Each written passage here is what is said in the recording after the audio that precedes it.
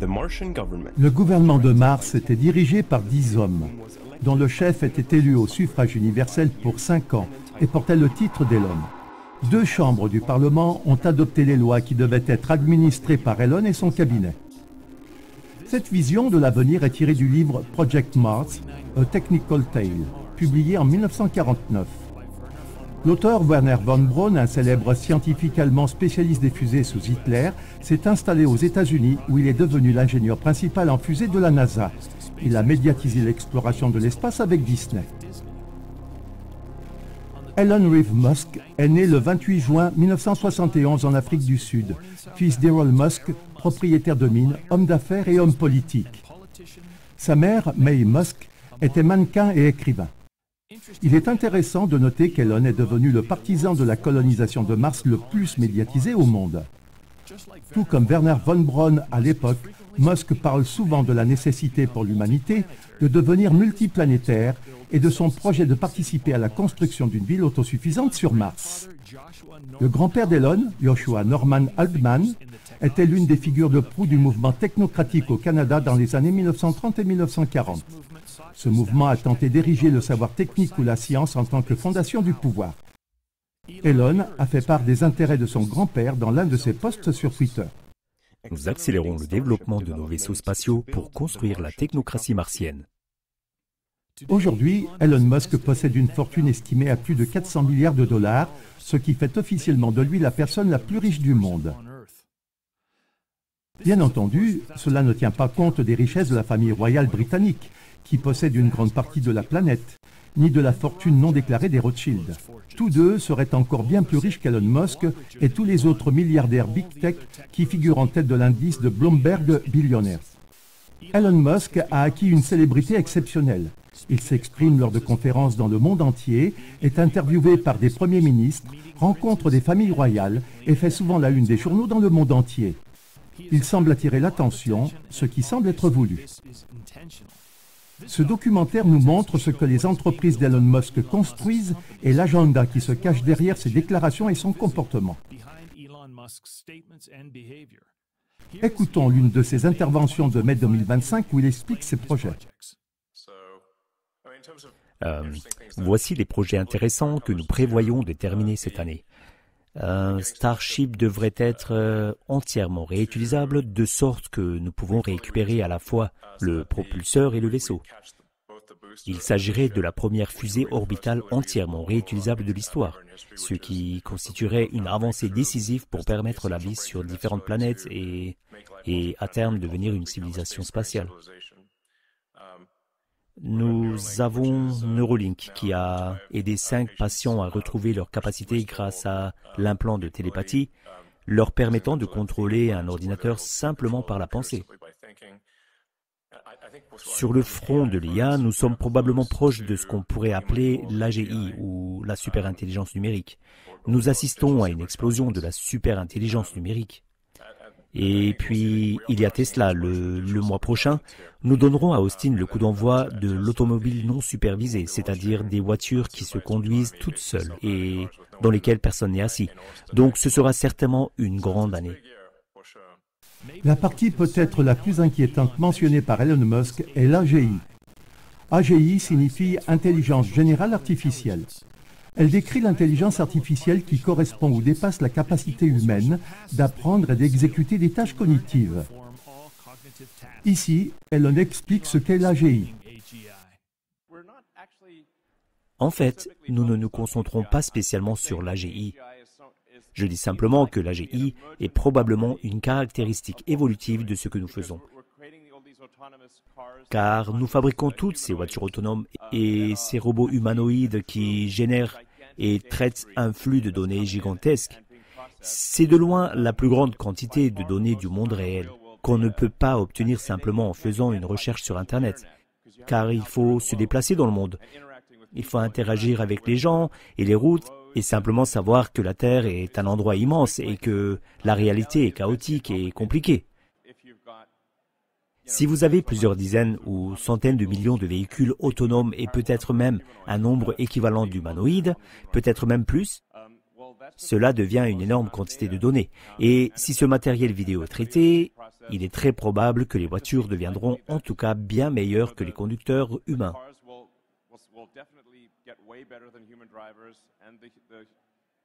Et les robots humanoïdes seront de plus en plus impossibles à distinguer des humains.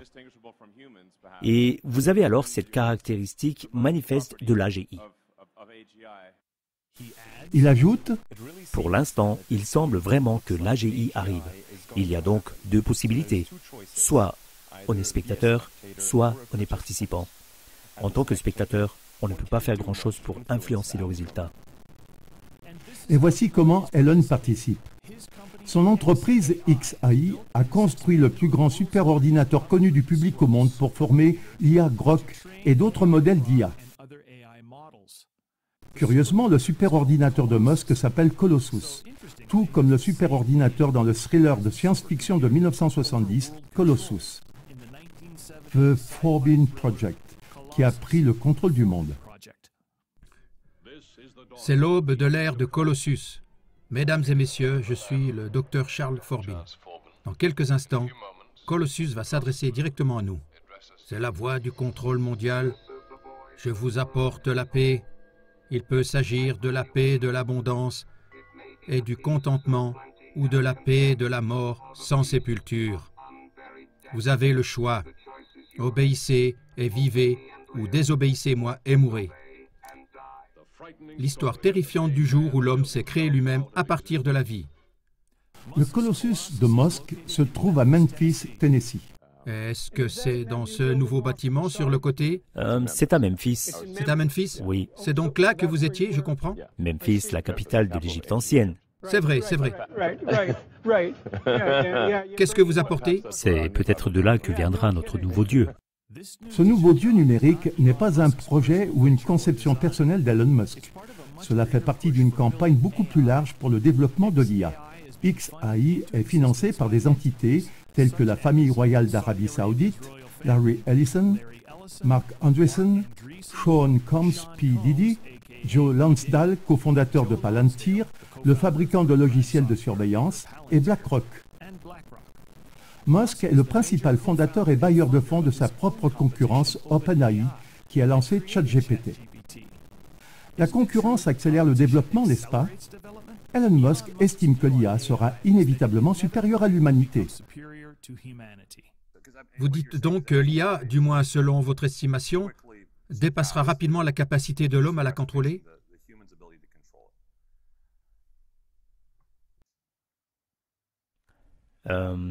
Oui.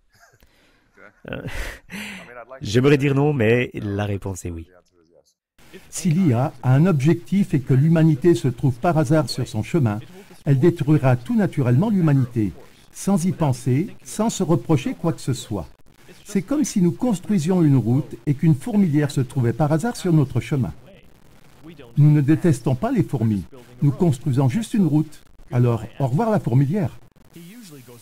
Musk ne cesse donc d'insister sur le fait que nous devons influencer l'IA dès sa création, afin qu'elle devienne la plus véridique et la plus curieuse possible, de sorte que sa curiosité pour l'humanité l'empêchera de l'anéantir. Il est important de comprendre que Musk défend le point de vue selon lequel l'IA deviendra inévitablement la super-intelligence supérieure à nous, les humains. Malgré tout, il construit l'IA à un rythme toujours plus rapide avec des investisseurs financiers colossaux. Son rôle semble être de commercialiser la prise de contrôle par une machine pour une évolution normale de la vie sur Terre. Tout ce que nous pouvons faire, selon lui, c'est rendre la machine dominante aussi curieuse et amusante que possible. Cela rappelle fortement la vision technocratique consistant à mettre en place une structure de pouvoir basée sur la science et le savoir technique. Ceux qui commercialisent la super-intelligence artificielle et son pouvoir scientifique supérieur comme étant une évolution inéluctable ouvrent la voie à ce type de domination technocratique qui se trouve à son tour entre les mains de ceux qui contrôlent l'IA. Elon Musk n'est cependant que le visage le plus connu et le plus médiatisé de tout un mouvement de technologie de l'IA qui veut changer radicalement le monde tel que nous le connaissons. Et ce, quel que soit le parti politique au pouvoir ou la position défendue par chaque technologue au cours d'une période électorale. Chacun des points mis en avant par Elon implique des changements fondamentaux pour la civilisation, si nous imaginons les implications lorsque tous les aspects seront établis et en interaction. Grok, ne faire qu'un avec l'IA. Le superordinateur Colossus, construit par XAI, l'entreprise de Musk spécialisée dans l'IA, forme des modèles d'IA comme le chatbot Grok. Grok est un terme qui est apparu pour la première fois en 1961 dans le roman de science-fiction Stranger in the Strange Land. C'est un mot utilisé par les habitants de Mars pour décrire le processus d'unification de deux choses, comme l'eau qui fusionne avec la personne qui la boit. Un nom évocateur pour une IA. Musk promeut l'idée de l'union de l'homme et de l'IA. Il y a probablement aussi une sorte d'amitié, ce qui peut sembler étrange, car comment un ordinateur peut-il vraiment être votre ami? Mais si vous avez une IA qui a de la mémoire, qui se souvient de tous vos entrées et qui a lu tout ce que vous avez écrit, vous allez lui donner la permission de lire tout ce que vous avez fait. Elle finira par vous connaître mieux que quiconque, peut-être même mieux que vous-même. Et vous pourrez lui parler tous les jours et ces conversations se construiront les unes sur les autres. Vous aurez une amie formidable, du moins tant que cet ami ne sera pas déconnecté. Ne me coupez pas de mes amis.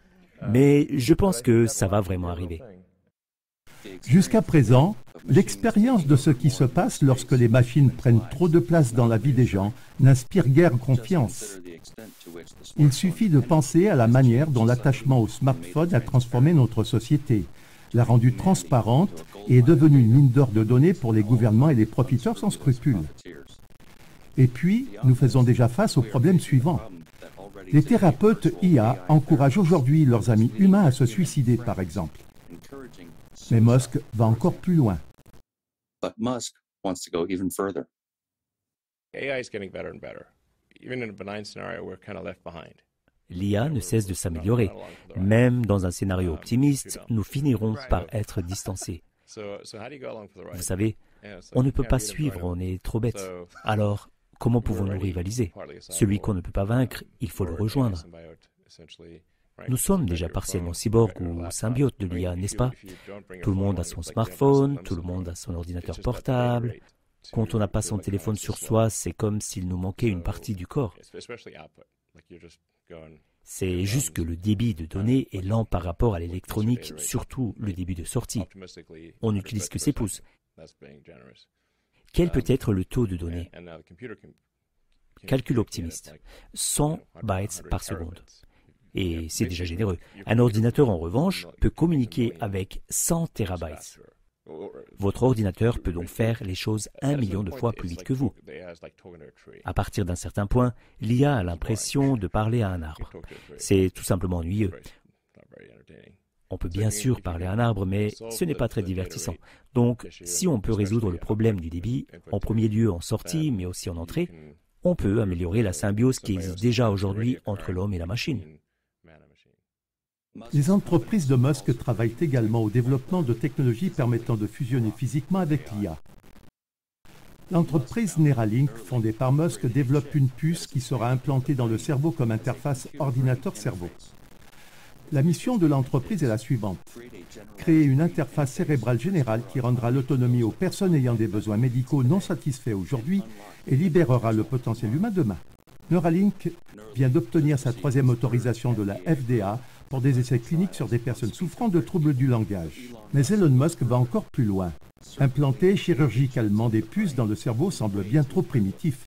Voici ce qu'il a déjà présenté en 2016 comme étant la meilleure solution. Pour une fusion effective avec l'intelligence numérique, il s'agit avant tout de surmonter la limitation entrée-sortie, une sorte d'interface directe avec le cortex cérébral. Vous l'avez appelé un plan?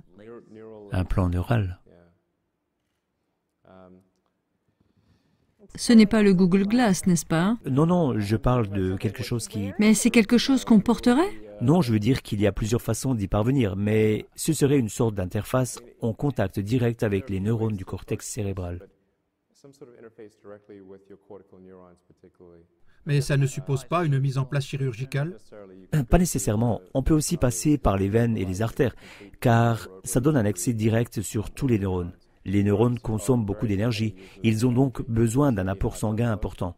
Avec les veines et les artères, on a donc déjà un réseau routier qui atteint tous les neurones. Est-ce que vous essayeriez vous-même ce que vous expliquez ici? Quelqu'un doit le faire. Je ne dis pas que je vais le faire, mais quelqu'un doit le faire.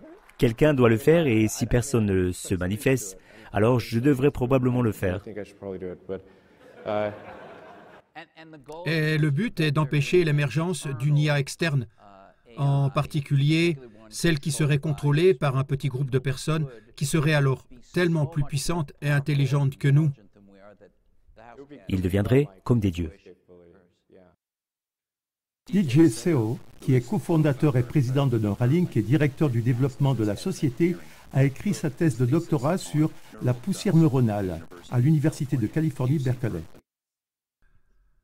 Je pense que je devrais prendre du recul et dire que l'objectif initial du projet était de construire un système implantable minuscule de la taille d'un neurone environ, qui puisse être placé à côté d'un neurone et qui puisse enregistrer son état et le renvoyer au monde extérieur pour faire quelque chose d'utile. Les recherches de DJ Seo sur la poussière neuronale à Berkeley ont été supervisées par Michel Maharbits, l'un des inventeurs de la poussière neuronale, dont les recherches ont été financées par le tristement célèbre DARPA, l'Agence pour les projets de recherche avancée de défense. En fait, les deux ont publié un travail commun en 2016 qui a été financé par la DARPA. Et maintenant, il est le développeur principal de Neuralink. Le site de recherche Propaganda in Focus a révélé qu'il existe depuis plus de 2 décennies un effort concerté et bien financé pour intégrer la nanotechnologie dans l'être humain. En 2001, le centre de recherche de la NASA à Langley a inventé le terme d'air bionano, qui devrait changer fondamentalement la science, la technologie et la société au cours des 10 à 20 prochaines années. Un document de la même année de l'US Air Wool College intitulé « Cognition 2035 » Survivre à un environnement complexe grâce à une intelligence sans précédent et un document de l'armée américaine intitulé en français « Guerrier cyborg 2050 » Fusion de l'homme et de la machine et les implications pour l'avenir du ministère de la Défense ne sont que quelques exemples de la manière dont l'armée pousse à la fusion de l'homme et de la technologie depuis des décennies. Le FEM tente de transposer ce concept au-delà du contexte militaire dans la vie quotidienne. J'ai parlé de la 6G tout à l'heure, et ce sera vers 2030. Je dirais que d'ici là, le smartphone tel que nous le connaissons aujourd'hui ne sera définitivement plus le type d'interface le plus courant. Beaucoup de ces choses seront directement intégrées dans notre corps. Vous savez, j'ai toujours voulu être un cyborg. J'attends le jour où je le deviendrai. Notons au passage qu'Elon Musk a participé au programme des Young Global Leaders du FEM en 2008 et qu'il a reflété ses opinions dans ses posts. Il a fait publiquement la promotion de la technologie ARNM comme étant une incroyable technologie. Il a visité QOVAC, qui est soutenu par Tesla dans la production de la technologie ARNM, et il a soutenu la vaccination ARNM contre le Covid. Il a dit qu'il avait lui-même reçu 3 injections. À propos de l'injection ARNM Covid, quelque chose comme la poussière neuronale a été observé dans ces injections et documenté par des chercheurs du monde entier. Regardez le travail de David Nixon, du Dr Shimon Yanovitz et du Dr Anna Mihalchia, pour avoir une idée de ce qui a déjà été injecté dans le sang de l'humanité. D'une part, toute cette idée de fusionner l'homme et la machine nous est habilement présentée comme un remède pour les personnes handicapées et comme le seul moyen de suivre le rythme de l'IA. Et tout cela est mené par cette entreprise dont le directeur est très cool. D'un autre côté, cela fait déjà des décennies qu'il fait l'objet d'un financement spécifique et qu'il nous est présenté comme l'avenir de l'évolution technologique. On nous donne l'impression que nous devrions nous y habituer et ne pas protester, mais y participer. Une fois de plus, le Young Global Leader Musk se révèle être un gestionnaire marketing plutôt efficace, préparant ses fans plutôt conservateurs à un agenda de transformation bien plus vaste, tandis que le FEM prépare l'autre côté du spectre politique à la même chose. Humanoïde. Musk n'est pas seulement la figure de proue de l'extension de l'homme biologique par des injections et des implants, mais aussi un précurseur actif d'une toute nouvelle espèce, les robots humanoïdes. La plupart des gens, si ce n'est tous, aimeraient probablement avoir leur robot C3PO ou R2D2 personnel. Et je suis convaincu que les robots humanoïdes seront de loin le plus grand produit réussi de l'histoire. Je suis d'accord. Oui, c'est assez fou, parce que chaque être humain en voudra probablement un, voire deux, et toute une industrie se développera alors pour proposer de tels produits et services. Quel sera alors le rapport entre les robots humanoïdes et les humains? J'estime qu'il y aura au moins 3 robots pour un être humain, 4 pour un, peut-être 5 pour un, ce qui fait que nous devons nous attendre à 20-30 milliards de robots humanoïdes. On ne sait même pas ce que l'argent signifiera encore à ce moment-là, ni s'il y aura un quelconque plafond raisonnable pour l'économie. Je pense qu'à ce stade, si les choses ne tournent pas mal, c'est-à-dire si le scénario optimiste de l'IA fonctionne, nous aurons non pas un revenu de base universel, mais plutôt un revenu universel élevé.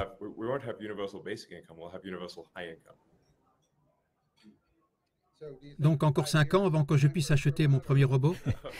Pour Tesla, notre robot Optimus est le robot humanoïde le plus avancé au monde, et à moins que quelqu'un ait un secret que nous ne savons pas. Il a une main qui a un angle à 22 degrés de liberté qui ressemble à une main humaine et en la sensation. Et nous voulons en construire plusieurs milliers cette année. Dans un premier temps, nous les testerons dans des usines IA Tesla et si tout se passe bien, nous multiplierons la production par 10 l'année prochaine. Nous visons donc à faire peut-être 50 000 à 100 000 robots humanoïdes l'année prochaine et 10 fois plus l'année suivante, soit 500 000 robots en 3 ans. C'est beaucoup. Je pense que nous allons probablement construire au moins une légion robot cette année. Et l'année prochaine, probablement 10 légions. C'est une unité de mesure assez cool de calculer en légions. 20 milliards de robots humanoïdes en liberté. Nous devons absolument faire attention à ce qu'ils ne nous attaquent pas comme des Terminators. Le terme Terminator est devenu célèbre en 1984. C'est le titre d'une série de films. Dans ce film, il existe un réseau de machines autonomes dotées de caractéristiques humaines appelées Terminator, qui sont reliées au système via Skynet et luttent contre l'humanité. Et Elon Musk les présente ainsi. Les robots Optimus marcheront parmi vous. S'il vous plaît, soyez gentils avec les robots Optimus. Quand demandera-t-on à l'humanité si elle souhaite être dépassée en nombre par des robots autonomes de plus en plus avancés? La grille de communication. La société SpaceX d'Elon Musk est connue pour son unité commerciale Starlink. Starlink est un réseau qui, dans sa dernière phase d'expansion, se compose de 42 000 satellites, chacun d'entre eux étant capable de viser n'importe quel point du globe avec un faisceau d'ondes. Actuellement, plus de 7 500 satellites sont déjà utilisés pour la connexion Internet dans 140 pays du monde. Un satellite Starlink de première génération envoie un faisceau mobile à déphasage à une petite antenne parabolique Starlink, tandis que la deuxième génération doit envoyer son puissant faisceau à déphasage directement à un smartphone ou à un terminal. Et voilà ce que donne la connectivité Starlink. Mary de Guffey, Colorado, possède un refuge pour animaux à 2700 mètres d'altitude dans les montagnes rocheuses. Elle rapporte que depuis que la plupart des habitants de l'endroit ont installé Starlink, ces animaux meurent de plus en plus et tombent malades avec les symptômes les plus étranges, comme s'ils étaient directement touchés par les faisceaux d'ondes. Un autre exemple, celui d'une famille qui vit à 5 km de la passerelle satellite Starlink à Colborne, Idaho. Elle écrit les effets sur sa famille et ses animaux. Ces effets disparaissent lorsqu'ils sont dans leur autre maison dans le Montana, où ils ne sont entourés que de forêts. Dans l'Idaho, Robin souffre de vertiges et de nausées extrêmes, de migraines avec sensation de brûlure, de douleurs intenses dans la colonne vertébrale et dans toutes les articulations, de fourmillements dans les doigts et les orteils, de problèmes de mémoire, de douleurs abdominales extrêmes et parfois de douleurs lancinantes dans la vésicule biliaire et le foie, de ralentissement du pouls, de maux de dents et de sinusite, ainsi que de fortes palpitations cardiaques, au point que je cherche à reprendre mon souffle alors que mon cœur bat la chamade. Son mari a des douleurs articulaires, des mictions fréquentes la nuit et des maux de tête. Son fils souffre d'arythmie cardiaque, de douleurs lancinantes dans le ventre et de brouillard cérébral. Elle et son mari entendent des radiations. Nous entendons une sorte de mort accélérée, dit-elle. Quand je rentre dans le Montana, mon mari, mon fils et moi sommes complètement rétablis. L'attitude d'Elon Musk sur ce sujet ne pourrait pas être plus ignorante. Certains sont très préoccupés par les antennes de téléphonie mobile parce qu'elles nous empoisonneraient avec des radiations. Ce n'est pas vrai. Oui, les gens s'inquiètent de la 5G, n'est-ce pas? Si j'avais des téléphones portables tout autour de ma tête et de mes testicules, je ne m'inquiéterais pas. Je connais un type qui a un cancer des testicules. Il est convaincu qu'il l'a eu à cause du téléphone portable qu'il avait dans sa poche. Non, ce n'est pas possible. Nope. it's not a problem. Les radiations émises par ces choses sont donc totalement inoffensives? Techniquement, nous sommes inondés d'ondes aujourd'hui. Tout produit des rayonnements. Tout émet des photons en permanence. La question est toutefois de savoir quelle longueur d'onde. Un photon de très courte longueur d'onde et de haute fréquence peut causer des dommages à l'ADN. Mais nous parlons ici de rayons UV et de fréquences encore plus élevées. Le téléphone portable ne s'en approche même pas. Est-il vraiment à ce point ignorant au sujet des dizaines de milliers d'études scientifiques et de personnes souffrantes qui ont clairement documenté les dommages causés par les ondes au cours des dernières décennies? Pour en savoir plus sur ce sujet, cliquez sur le lien www.cla.tv/5G-téléphonie mobile. Rejeter cela comme une absurdité totale et nier toute nocivité est la seule position qu'Elon Musk peut adopter pour justifier le développement rapide de Starlink. Priver l'humanité d'informations sur les dangers bien documentés et la priver de la possibilité d'un lieu de repos exempt de radiation ne peut être compris que comme une attaque concertée contre l'ensemble de l'humanité. Musk est le dieu de la guerre. Elon Musk dirige SpaceX, une entreprise qui veut rendre l'humanité multiplanétaire.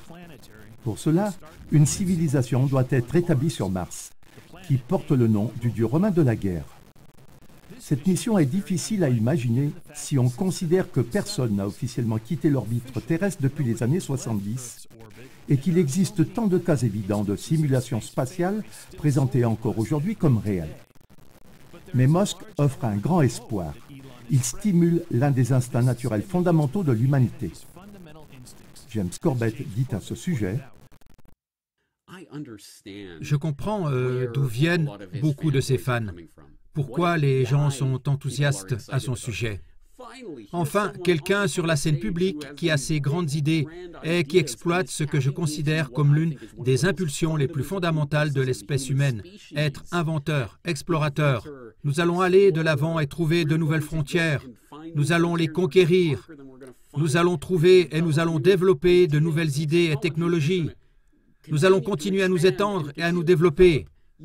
Oui, c'est l'esprit humain dans une coquille de noix. C'est ce qui a poussé les gens depuis d'innombrables générations à en arriver là où nous en sommes.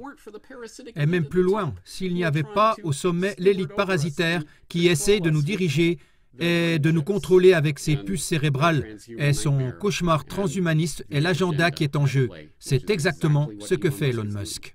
Malheureusement, sous les apparences du progrès et de l'exploration, une réalité bien plus sombre et brutale apparaît dès qu'on regarde de plus près les projets SpaceX et ses divisions Starlink et Starshield qui rapportent beaucoup d'argent.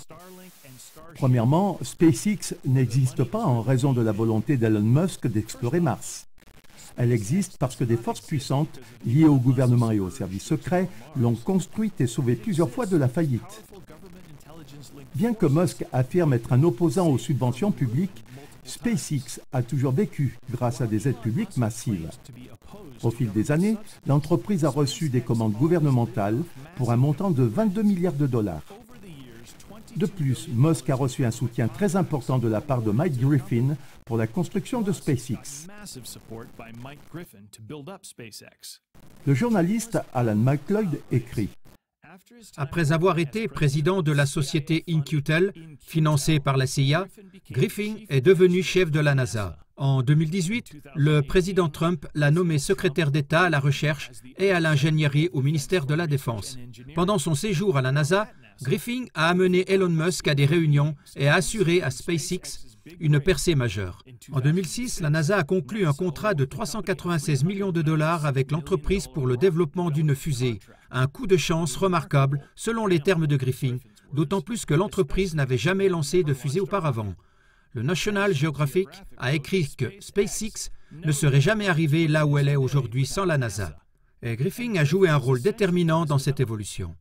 En 2008, SpaceX et Tesla Motors se trouvaient toutes deux dans une situation difficile, car Musk n'était pas en mesure de payer les salaires et il pensait que les deux entreprises allaient faire faillite. À ce moment-là, SpaceX a été sauvé par un contrat inattendu de la NASA pour des services de fret commercial d'un montant de 1,6 milliard de dollars. Mike Griffin a déclaré dans une interview le 12 janvier 2013 : Le fait est qu'il y a moins de 200 millions de dollars de capitaux privés dans SpaceX et 1,2 milliard de dollars de capitaux publics. Notons au passage que Mike Griffin fait désormais partie de l'équipe dirigeante de Castellion, un fabricant d'armes qui s'est fixé pour objectif d'être à la pointe d'une nouvelle course mondiale aux armements.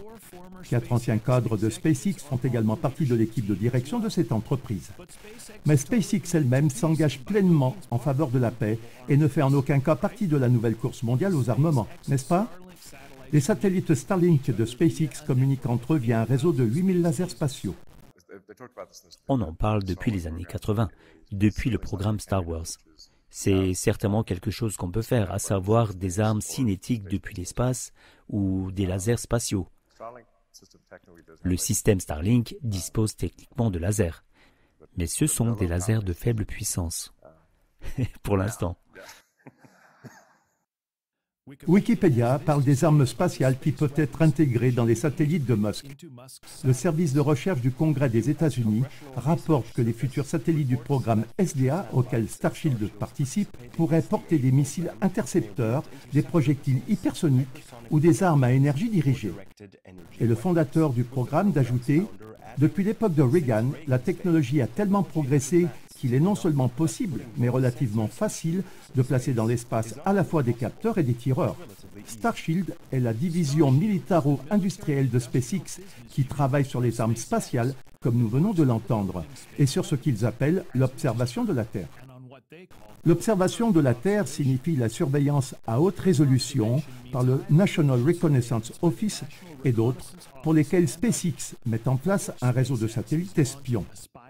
Cette nouvelle constellation de satellites d'imagerie, construite en collaboration avec SpaceX et Northrop Grumman, est destinée à soutenir les opérations militaires. Le NRO, National Reconnaissance Office, qui développe et exploite les satellites secrets de surveillance et de reconnaissance du gouvernement américain, a qualifié ce réseau en pleine expansion d'essentiel pour la modernisation du renseignement spatial américain. L'agence de presse Reuters rapporte que les capteurs d'images de haute qualité des satellites de SpaceX en orbite terrestre basse dépasseront la résolution de certains des meilleurs satellites d'espionnage américains en haute altitude. Ils pourraient également constituer une alternative supérieure à l'utilisation actuelle de drones et d'avions de reconnaissance, dont l'utilisation dans l'espace aérien d'autres nations peut être risquée. Selon ces sources, si le programme réussit, il améliorera considérablement la capacité du gouvernement américain et de l'armée américaine à identifier rapidement des cibles potentielles presque partout dans le monde. L'armée allemande a conclu un contrat avec SpaceX pour la mise en orbite de satellites espions.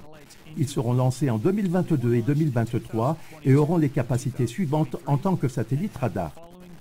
Comme les satellites radars émettent activement des impulsions électromagnétiques qui ne sont que faiblement affectées par l'opacité atmosphérique, ils continuent à fournir des images fiables même dans l'obscurité et par une couverture nuageuse dense. Et il n'y a pas que la surveillance qui soit ouvertement discutée. L'espace permettra probablement aussi de créer les armes ultimes simplement avec des tiges de tungstène depuis une orbite terrestre. Qu'en est-il des armes offensives dans l'espace? Les voyez-vous? C'est ce que je veux dire par « bâton de Dieu ». Les satellites Starlink sont directement impliqués dans les essais et l'utilisation d'armes inédites dans la nouvelle course mondiale aux armements, comme on peut le voir en Ukraine. Elon Musk affirme que Starlink est l'épine dorsale des communications militaires de l'Ukraine. En fait, il est très important d'avoir des communications spatiales qui ne peuvent pas être interceptées et c'est ce qu'offre Starlink. Starlink est l'épine dorsale du système de communication militaire ukrainien car il est le seul à ne pas pouvoir être bloqué par les Russes. Il a ajouté que s'il était mis hors service, toute la ligne de front s'effondrerait. Depuis 2022, Starlink est le principal fournisseur d'accès à Internet et de communication pour l'Ukraine et ses forces armées, financé par l'argent des contribuables américains et polonais.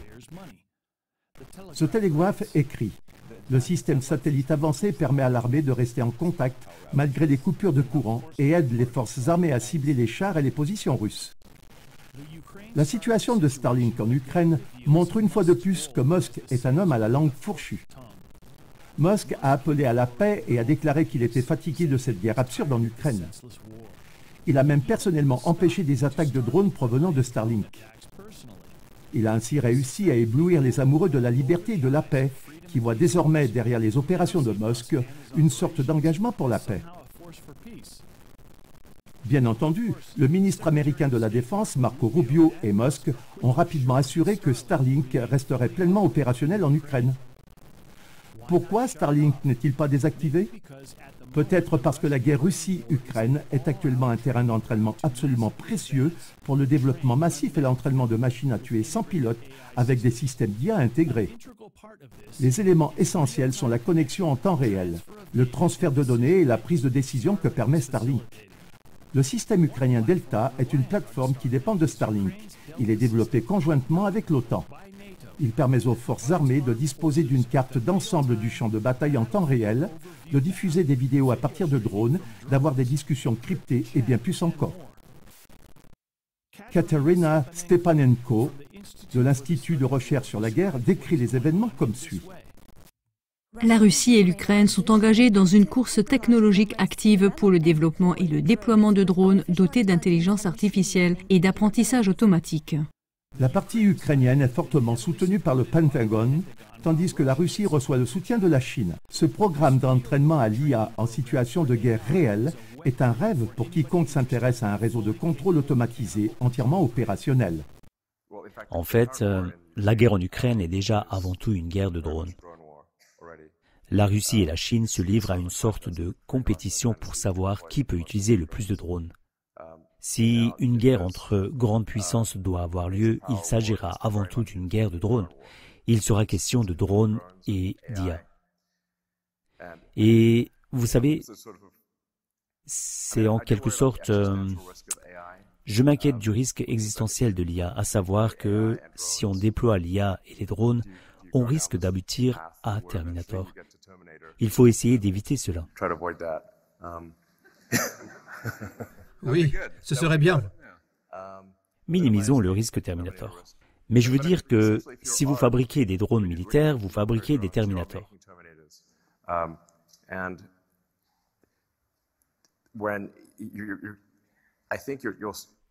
Et on sera alors obligé à un moment donné de donner au drone sa propre IA, parce que si l'IA est loin, elle ne pourra pas intervenir aussi bien qu'une IA propre. Et qu'entendez-vous par IA propre? Je veux dire une machine à tuer autonome. Complètement autonome? Eh bien, on lui donne le feu vert pour un certain scénario et c'est parti. Dans les limites de certains paramètres? Oui, espérons-le. Pensez-vous que nos adversaires auront les mêmes préoccupations ou restrictions? Et voici l'incitation typique qui pousse à aller toujours plus loin dans ces développements. Un acteur malveillant pourrait en prendre possession. Et bien sûr, nous sommes les gentils qui doivent l'arrêter. L'Arabie saoudite et Israël, deux gouvernements belligérants, sans préoccupation éthique ni restriction, reçoivent également un soutien total de Starlink. Israël a obtenu de Musk les droits spéciaux pour contrôler l'utilisation de Starlink, c'est-à-dire l'accès à Internet, également en Palestine. La société SpaceX d'Elon Musk travaille désormais aussi avec le développeur de logiciels Palantir et le fabricant d'armes autonomes. J'adore les robots tueurs. Dans le but d'aider le Pentagone à mettre en place le Golden Dome, le nouveau système de défense antimissile basé sur l'IA. Ils veulent construire et déployer entre 400 et 1000 satellites pour détecter les attaques de missiles et suivre leurs mouvements. Il est évident que Musk rend de bons services à Mars, le dieu de la guerre. Non seulement il dissimule la mise en place d'un réseau de contrôle hautement efficace sous la forme d'un réseau de connectivité innovant, mais il captive et oriente également l'envie des masses d'explorer le frisson d'aller sur Mars. Elon Musk est le côté obscur. Nous voyons ici la mère d'Elon Musk, May Musk, un mannequin qui fait la couverture des magazines depuis 50 ans et présente au monde des symboles occultes comme ce symbole de la main 666 et d'autres présentations effrayantes. Elle a justement participé au clip de Beyoncé, Haunted, avec son look vampire. Et elle a accompagné son fils à la fête d'anniversaire infâme d'Heidi Klum. Il est difficile de croire qu'Elon Musk n'avait aucune idée du message qu'il envoyait à cette occasion avec son costume en cuir à $6 000, orné de Baphomet et d'une croix renversée. Elon a également porté le costume portant l'inscription Novus Ordo Seclorum, nouvel ordre des âges, lors du gala du Met. Une phrase qu'il avait postée sur X juste après l'élection de Trump à son second mandat et qui figure sur le grand sceau des États-Unis d'Amérique fondé par les francs-maçons. Aux côtés d'Elon, on peut voir Claire Elise Boucher, connue sous son nom de chanteuse Grimes. Elle a 3 enfants avec Elon nés entre 2018 et 2023. Voici quelques-uns des titres de chansons de Grimes. Tuer versus mutilier. Les yeux du dieu de la mort. Violence. Mon nom est sombre. Nous apprécions le pouvoir avec cette belle image de couverture et ses paroles. Nous apprécions le pouvoir, la puissance. Les gens aiment dire que nous sommes fous, mais l'IA nous récompensera quand elle régnera. Jurez fidélité à l'ordinateur le plus puissant du monde. Que faut-il de plus pour que vous capituliez? Nous apprécions le pouvoir. Le site d'actualité sur le divertissement Bang Showbiz écrivait en octobre 2022 Grimes montre souvent des thèmes sombres et occultes dans ses clips musicaux et aime poster des images de ses livres mystiques. Le genre de certaines de leurs musiques est la Witch House, maison de la sorcière. Grimes, l'ex-compagne d'Elon Musk, se livre à des pratiques extrêmes pendant le tournage, notamment en se barricadant dans une pièce sans nourriture ni compagnie pendant 3 semaines. Elle a dit: Quand vous arrivez au 9e jour, vous entrez vraiment dans une folie intense. Tu n'as pas de stimulation, alors ton inconscient commence à combler les lacunes. J'avais l'impression de canaliser des esprits. J'étais convaincue que ma musique était un don de Dieu. C'était comme si je savais exactement ce que je devais faire ensuite, comme si mes chansons étaient déjà écrites. Ici, elle pose avec le signe de la main de Baphomet pour une séance photo. Il ne semble pas invraisemblable qu'Elon Musk soit lié au cercle satanique obscur et porte leur sombre symbole de domination. Notamment, pendant la campagne électorale de 2024, il est monté sur scène pour proclamer « Je ne suis pas seulement un MAGA, je suis le sinistre, le terrifiant MAGA. » Quand on pense à l'attention et au soutien inconditionnel que reçoivent 2 ultramilliardaires de la part des masses, malgré des liens aussi évidents avec des organisations malfaisantes, et bien qu'il fasse publiquement la promotion des injections Covid-ARNM et de l'amélioration du réseau de contrôle militaire, il se pourrait bien que MAGA signifie en réalité magicien. Il est également intéressant de noter que le MAGA est officiellement le 5e et plus haut degré de l'église de Satan. It also is interesting that the MAGA officially is the 5th and highest degree in the Church of Satan. I was in Rome 2 days ago, and I met one shaman woman from the north of Norway. Il y a 2 jours, j'étais à Rome. J'y ai rencontré une chamane du nord de la Norvège. Cette femme a dit il y a 3 jours que Trump était la meilleure chose qui nous soit jamais arrivée, car elle croit, et pas seulement elle, mais toute la population de ces magiciens nordiques, qu'il est le magicien du plus haut niveau, qu'il sème la confusion avec sa pensée irrationnelle afin que les hommes puissent trouver un nouvel ordre. Et vous savez, ce n'est pas si bête d'y penser comme ça. Il met les choses complètement à l'envers. Parce que depuis l'arrivée de Trump, les choses changent parce que nous nous réveillons.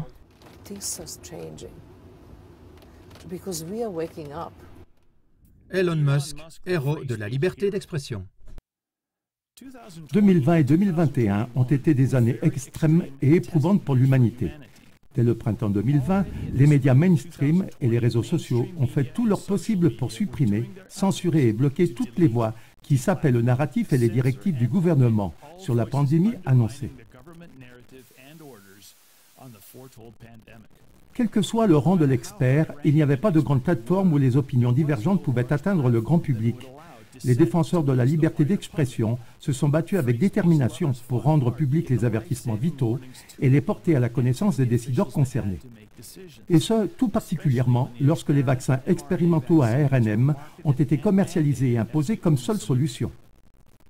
Par hasard, ce n'est qu'après que les injections expérimentales ARNM Covid eurent été déployées et déjà administrées à plusieurs reprises à une grande partie de la population mondiale qu'Elon Musk a pris conscience que la liberté d'expression était menacée de manière existentielle. Il a acheté Twitter pour 44 milliards de dollars américains et en a pris le contrôle en octobre 2022. Musk a affirmé que sa motivation était de transformer Twitter d'une arme d'information dangereuse et d'extrême gauche en un espace de discussion plus ouvert. Il a licencié les anciens dirigeants et débloqué des comptes, dont le plus connu est celui de Donald Trump. Musk, ancien Young Global Leaders du FEM, a soudain retrouvé sa voix et a commencé à critiquer publiquement le FEM. Il a même déconseillé les injections ARNM Covid, alors qu'il en avait fait l'éloge à d'autres occasions. Mais le message qui est resté est le suivant. Elon Musk, un fervent défenseur de la liberté d'expression qu'il défendrait de tout son pouvoir, lui le milliardaire le plus riche du monde. Il s'oppose aux idéologies d'extrême gauche et à l'agenda mondialiste. Il fait partie de la résistance. Mais en fait-il vraiment partie? David Icke pose à ce sujet la question simple que personne n'a encore posée à Musk. Pourquoi diable la secte de contrôle et l'État profond qui avait le contrôle total de Twitter l'aurait-il vendu à un absolutiste de liberté d'expression, sauf si cela les arrangeait? Twitter a même poursuivi Musk qui voulait se retirer du contrat de vente, ce qui l'a obligé à respecter l'accord et à acheter Twitter. La vente a ensuite eu lieu avec l'aide considérable de 100 investisseurs dont Larry Ellison, Mark Andreessen et le délinquant sexuel présumé P. Diddy Sean Combs, ainsi que des prêts de grandes banques comme Morgan Stanley, Barclays et Bank of America, qui, comme chacun sait, sont toutes des personnes et des institutions qui aiment la liberté d'expression. Peu de temps après, Linda Yaccarino a été nommée directrice générale de X. Yaccarino dirige également la task force du FEM sur l'avenir du travail, ainsi qu'une commission sur les médias, le divertissement et la culture. Voici ce que Yaccarino a à dire sur la liberté d'expression sur X. Nous avons introduit une nouvelle directive sur votre point particulier concernant le discours de haine, qui s'appelle liberté d'expression, mais pas liberté de diffusion. Donc si vous publiez quelque chose d'illégal ou qui enfreint la loi, vous êtes viré. Tolérance zéro. Mais plus important encore, si vous publiez quelque chose de légal mais d'horrible, vous êtes catalogué. Vous êtes catalogué. Votre portée est limitée, ce qui signifie que ça ne peut pas être partagé. Voici ce que Musk a à dire sur la liberté d'expression sur X. Twitter n'a pas d'autre choix que d'obéir aux autorités locales. Si nous ne respectons pas les lois des gouvernements locaux, nous serons contraints de fermer. Le mieux que nous puissions faire est donc de nous conformer étroitement aux lois du pays concerné. Mais nous ne pouvons pas faire plus, sinon nous serons bloqués et nos gens arrêtés. Et X respecte effectivement la loi. Après un conflit avec le gouvernement brésilien en 2024 qui a conduit à l'interdiction de X au Brésil, il a été remis en ligne en octobre 2024, après avoir procédé à toutes les suppressions exigées par la justice brésilienne. Al Jazeera rapporte Les données montrent que Twitter, sous la direction d'Elon Musk, a répondu au moins partiellement aux demandes de suppression de messages dans 98,8% des cas. Ceci est important car nous sommes confrontés à des lois de censure de plus en plus strictes, comme le Digital Services Act de l'Union européenne. X est déterminé à faire appliquer ces lois. La question posée par David Icke peut maintenant être complétée par cette question. Pourquoi une prétendue plateforme de liberté d'expression sert-elle la secte? Nous avons besoin d'un site web, c'est un très bon point. Je pense qu'Elon Musk a acheté Twitter pour les données des utilisateurs plutôt que pour la liberté d'expression. Et n'oubliez pas qu'il fait partie du Pentagone et qu'il est un contractant militaire et de renseignement, tout comme Palantir. Revenons donc un instant en arrière. Palantir est étroitement lié à la CIA. Palantir décide, sur la base de vos activités en ligne, qui doit être placé sur la liste de surveillance du terrorisme intérieur et qui fait partie du noyau dur de la CIA. C'est ce que fait Palantir. Mais nous savons que Facebook et toutes ces autres entreprises ont transmis nos données au gouvernement. Même les nouvelles directives X indiquent que tes messages directs peuvent être transmis au gouvernement s'il y a des demandes, etc. Je pense donc qu'Elon Musk joue sur les deux tableaux. Je pense qu'il joue au bon policier et que Linda Yaccarino joue le méchant policier. Par exemple, elle dira quelque chose d'impopulaire et Elon Musk dira autre chose. Mais au final, la politique de Twitter n'a pas vraiment changé. Et maintenant, la vérification d'identité doit être introduite sur Twitter, car l'objectif de Twitter, comme l'a dit Elon Musk au tout début, est de vérifier tout le monde. Vous devrez donc vous identifier en associant votre carte d'identité délivrée par le gouvernement à votre compte Twitter. Donc plus de compte anonyme sur Twitter. Et le problème, c'est que si tu es anonyme, ils sauront probablement qui tu es de toute façon. Mais s'ils n'aiment pas ce que tu dis ou s'ils pensent que tu pourrais commettre un crime ou quelque chose de similaire, le principe de punition préventive qu'ils ont mis en place s'applique s'ils l'associent à ton identifiant gouvernemental. Et c'est inquiétant. Et la société qui le fait maintenant est apparemment une société liée au service secret israélien. Maintenant, c'est Stripe qui est financé, je crois, par Peter Thiel et certains de ces autres gars de PayPal. XAI a également signé un contrat avec Telegram, une autre plateforme de liberté d'expression, pour y introduire Grok. Les médias sociaux sont désormais devenus un outil de développement de l'IA. En outre, ils habituent les utilisateurs à interagir avec l'IA. Entre-temps, X a été racheté par XAI, dont l'IA est officiellement entraînée avec les données des utilisateurs. Apparemment, la secte du contrôle change de cap. Au lieu de censurer, elle alimente désormais son IA avec un maximum de données et de préférences de ses utilisateurs, en intégrant désormais la partie de la population qui fait preuve de pensée critique. Les données personnelles et nominatives sont précieuses et constituent une base importante pour le système de sanctions préventives. L'IA est ainsi préparée de manière optimale pour identifier la résistance. Elon Musk au gouvernement. Elon Musk est depuis des années un grand défenseur de la démocratie directe, un système qu'il ne cesse de proposer pour Mars. Tout récemment, dans les premiers mois de 2025, Elon a eu l'occasion unique de faire partie du gouvernement américain avec un accès sans précédent au président américain. Lorsque Trump l'a nommé à la tête du nouveau DOGE, le ministère de l'efficacité du gouvernement américain. Durant cette période, nous n'avons observé aucune suggestion faite à Trump en faveur d'une prise de décision démocratique directe.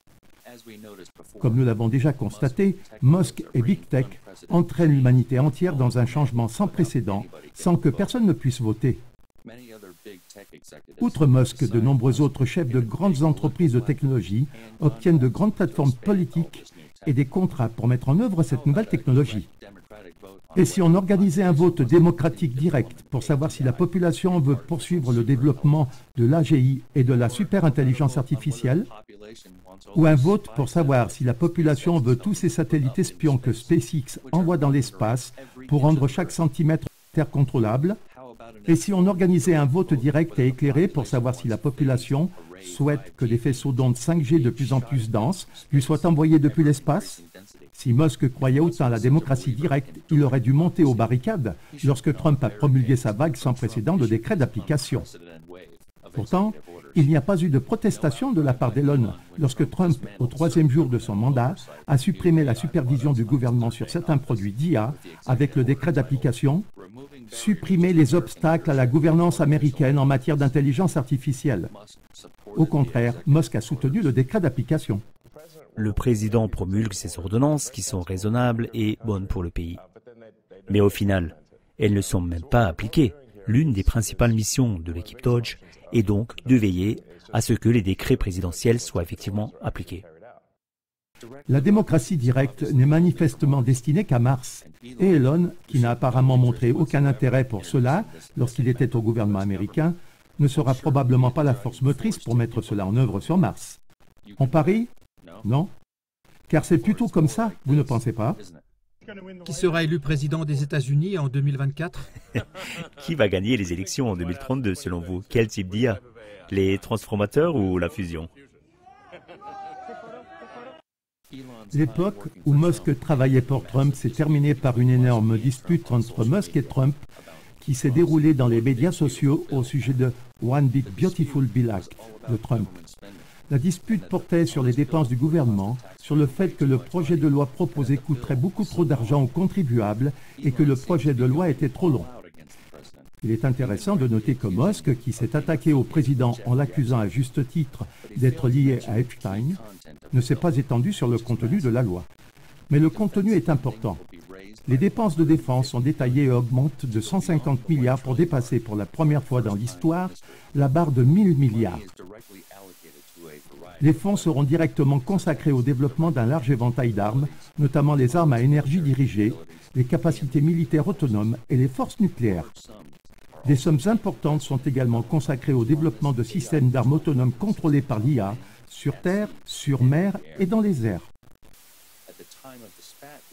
Le projet de loi de Trump prévoyait également, au moment de la dispute, d'allouer 500 millions de dollars au secrétaire au commerce pour introduire l'IA, tandis que le paragraphe suivant interdisait aux États de limiter, restreindre ou réglementer de toute autre manière les modèles et systèmes d'intelligence artificielle au cours des 10 prochaines années. Musk n'a pas mentionné cela en une seule fois. La loi a été adoptée entre-temps et l'interdiction de réglementer l'IA a toutefois été supprimée. Mais la loi prévoit tout de même un développement massif de l'infrastructure de l'IA. Par exemple, plus de 6 milliards de dollars sont prévus pour de nouvelles technologies, notamment basées sur l'IA, pour la surveillance des frontières. Pourquoi Musk ne parle-t-il pas ouvertement de ces sujets?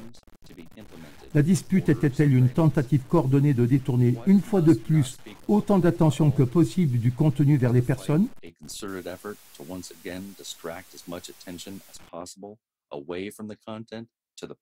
Entre-temps, Musk a supprimé ses tweets sur Epstein au motif qu'il était allé trop loin et la loi de 900 pages a été adoptée.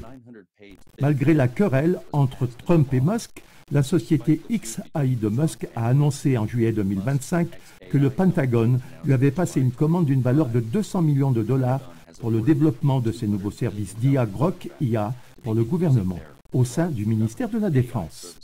Musk a dirigé le DOGE, le ministère de l'efficacité du gouvernement américain, pendant les 130 premiers jours du second mandat de Trump, alors qu'il avait été dit que la responsabilité principale incombait à Steve Davis, ancien PDG de la Boring Company de Musk et cadre supérieur chez X.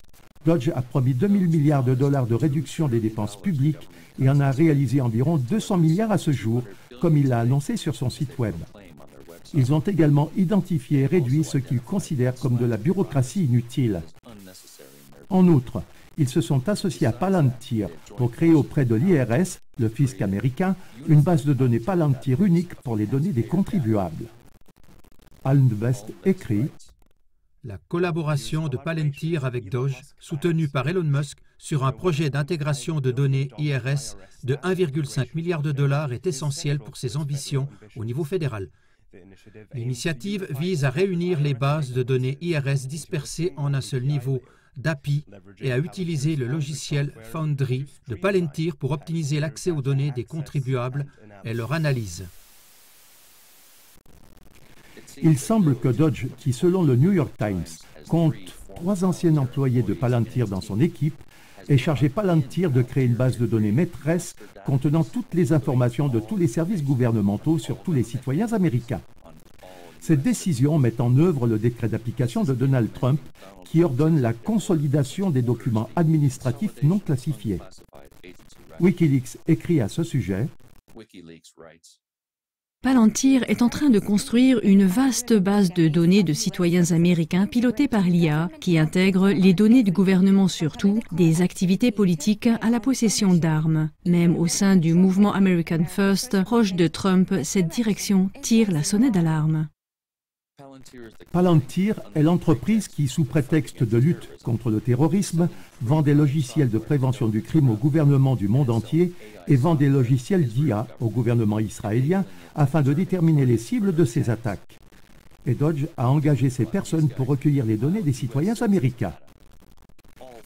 Une autre manœuvre de Dodge a été de licencier, en association avec l'administration Trump, 5 inspecteurs généraux qui inspectaient les entreprises d'Elon Musk.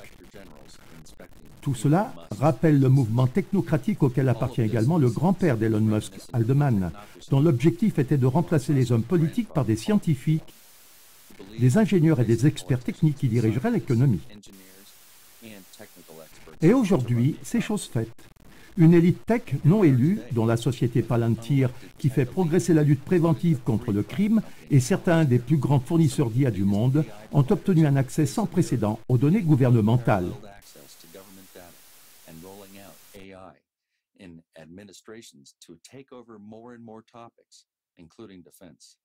Nous en sommes arrivés à un point où les développeurs principaux des entreprises d'IA, Meta, Palantir et OpenAI, ont reçu le grade de lieutenant-colonel des forces armées américaines en juin 2025, afin de travailler à mi-temps dans l'armée américaine.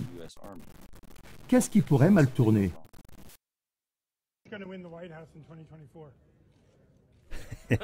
Qui va gagner les élections en 2032 selon vous? Quel type d'IA? Les transformateurs ou la fusion? Conclusion. Une partie importante de la population a été lésée par les vaccins ARNM Covid et la tyrannie médicale du gouvernement. Elle est passée en mode résistance. Dans des messages et des déclarations sur les médias sociaux, Musk se range de leur côté. Mais fait-il vraiment partie de la résistance ou s'agit-il d'une manœuvre de diversion habilement placée? Ce documentaire a montré que l'agenda de l'asservissement progresse plus rapidement que jamais.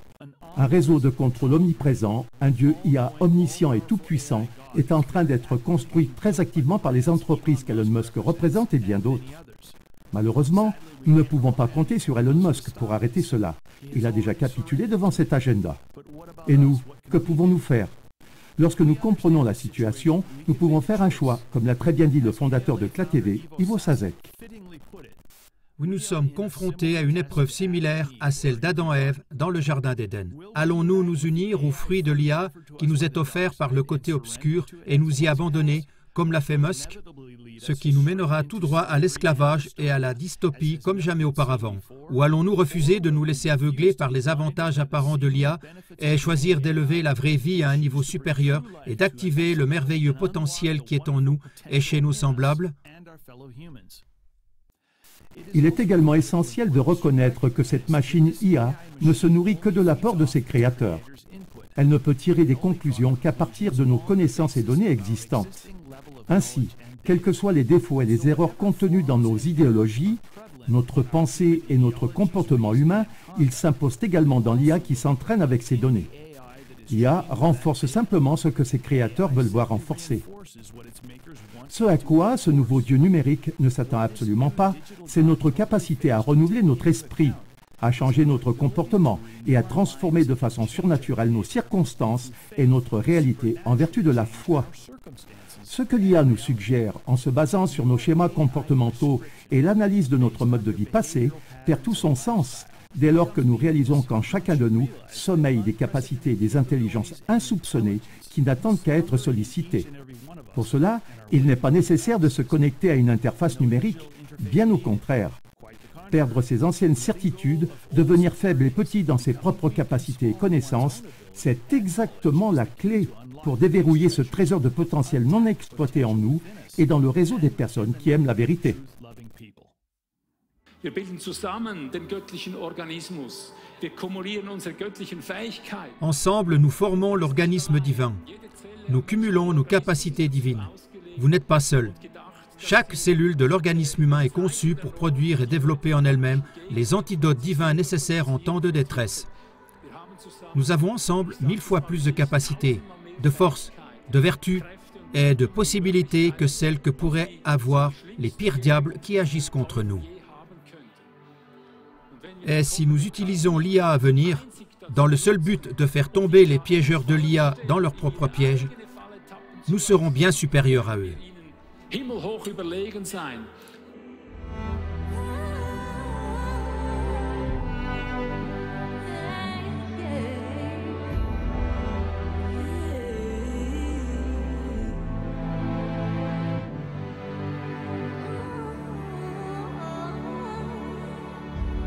Licht ist immer stärker als Finsternis, Wahrheit siegt immer über Lüge, Unrecht schmilzt wie Wachs im Feuer, wenn das Recht erscheint.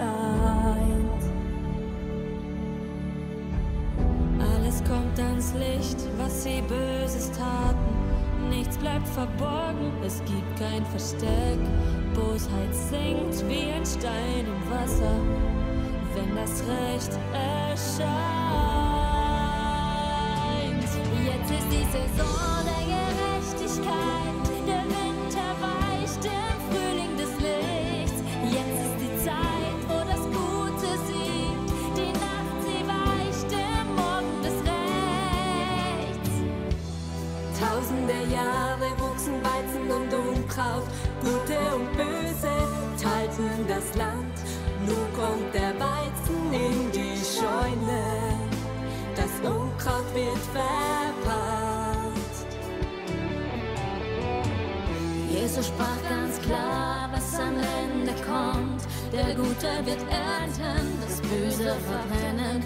Was verheißen wird geschehen, weil das Recht erscheint. Jetzt ist die Saison der Gerechtigkeit, der Winter weicht im Frühling des Lichts. Jetzt ist die Zeit, wo das Gute siegt, die Nacht, sie weicht im Morgen des Rechts. Jetzt ist die Saison der Gerechtigkeit, der Winter weicht im Frühling des Lichts. Jetzt ist die Zeit, wo das Gute siegt, die Nacht, sie weicht im Morgen des Rechts. Ungeahnte Privilegien sind in unserer Hand, mächtig himmlisch unser Erbe, die Kraft wird jetzt erkannt. Ungeahnte Privilegien sind in unserer Hand, machtvoll himmlisch angestammtes verändert unser Land.